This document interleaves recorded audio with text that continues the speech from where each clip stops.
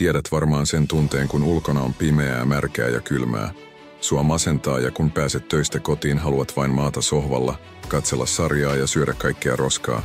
Illalla, kun oot menossa nukkumaan, sua alkaa ahdistaa, etkä saa unta.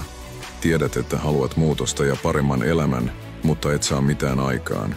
Saatat tietää tarkalleen, mitä sun pitäisi tehdä, mutta teet silti kaikkea muuta turhaa. Jos tää kuulostaa tutulta, tää video tulee todennäköisesti auttamaan sua. Syksy ja talvi on taas tulossa, joka tarkoittaa sitä, että sun on aika kehittyä. On aika ottaa riskejä. On aika mennä epämukavuusalueelle. Et halua kokea taas keväällä sitä samaa pettymyksen tunnetta, kun et saavuttanutkaan sun tavoitteita. Kun et taaskaan ole kesäkunnossa ja mietit, olisi pitänyt aloittaa treenaaminen syksyllä. Tai kun tajuat, että sulla oli koko talvi aikaa rakentaa bisnestä ja kasvattaa tulojasi. Vielä ei kuitenkaan ole liian myöhäistä ja voit välttää tämän kaltaiset tunteet. Aivan ensimmäinen askel on se, että sun tulee päästä eroon häiriötekijöistä.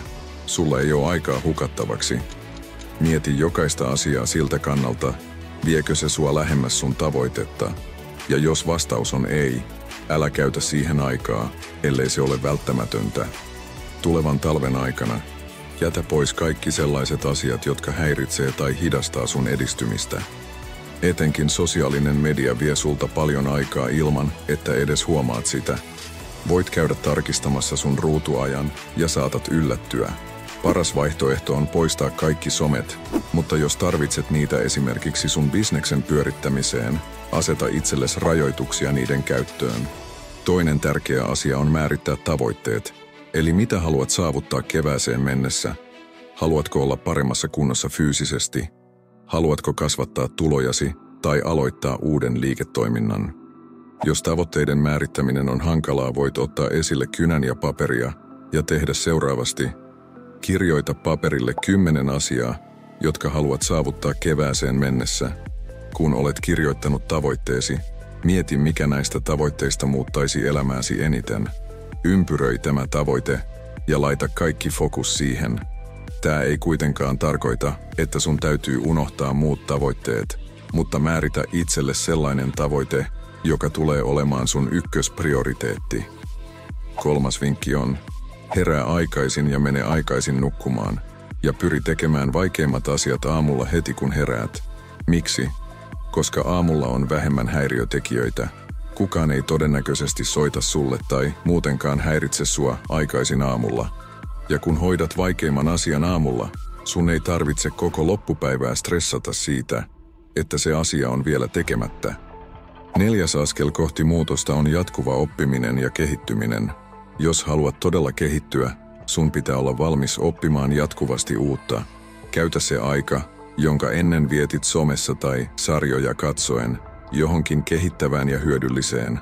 Tämä voi tarkoittaa kirjojen lukemista, podcasteja, verkkokursseja tai ihan mitä tahansa, mikä auttaa sua pääsemään lähemmäs sun tavoitetta. Opi joka päivä jotakin uutta ja hyödynnä se tieto käytännössä. 5. kohta. Tee suunnitelma ja pidä siitä kiinni. Ilman konkreettista suunnitelmaa on helppo harhautua ja päätyä takaisin vanhoihin tapoihin. Mieti siis, mitä sun pitää käytännössä tehdä, jotta saavutat sen tärkeimmän tavoitteesi. Pilko sun tavoite pienempiin osiin ja määritä jokaiselle päivälle asiat, jotka sun täytyy tehdä. Päivä päivältä etenet lähemmäs tavoitettasi, kunhan pysyt suunnitelmassa. 6. vinkkinä on muistaa olla kärsivällinen ja tehdä asiat säännöllisesti. Kun lähdet tekemään muutoksia elämääsi, voi helposti käydä niin, että innostut alussa, mutta lopetat yhtä nopeasti, kun tuloksia ei näy heti. Sun on oltava kärsivällinen. Muista, että yksittäinen huono päivä ei pilaa edistystäsi, kunhan teet asiat säännöllisesti ja pitkäjänteisesti. Muutokset eivät tapahdu yhdessä yössä. Päivittäiset pienet askeleet vie sua pitkällä aikavälillä kohti isompia tavoitteita. Mieti, mitä voit tehdä heti päästäksesi alkuun. Voit poistaa puhelimestasi turhia sovelluksia tai lukea kirjaa ennen nukkumaan menoa. Ensimmäisen askeleen ei tarvitse olla iso, kunhan otat sen heti. Käytä siis tää talvi hyödyksi ja tee töitä sun tavoitteiden eteen. Et halua enää siirtää asioita huomiselle tai katsoa taaksepäin miettien, mitä olisit voinut tehdä. Aloita heti, poista häiriötekijät, määritä tavoitteesi, suunnittele ja sitoudu. Keväällä kiität itseäsi siitä, että päätit kehittää itseäsi. Jos tällainen sisältö kiinnostaa, laita kanava tilaukseen.